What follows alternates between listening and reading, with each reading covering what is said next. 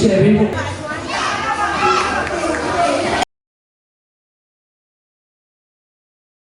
ုတ်ဖြစ်ပါရဲ့ရှင်ကဲကောင်းပါစေ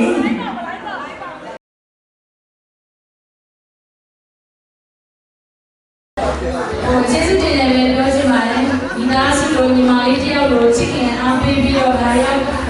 ပွဲလေးကိုချစ်ခင်ပေးရတဲ့နောက်ဘက်ကနေပြီးတော့ညီလေးရဲ့အနေနဲ့ကျေးဇူးတင်ပါတယ်လို့ပြောချင်ပါတယ်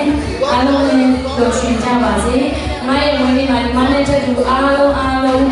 ပြောကြပါစိတ်လုံးကိုလုံးနဲ့ပြောကြပါနောက်လာမယ့်အစီအစဉ်တွေမှာအားလုံးအလွတ်ပြောမယ့်အချိန်ဖြစ်သွားပြီနော်အားလုံးကိုပြောကြစားချင်တာစားတောက်ချင်တာစားစိတ်ဓာတ်မှာအားလုံး open ဖွင့်ပေးထားတယ်ကျေးဇူးတင်ပါတယ်အားလုံး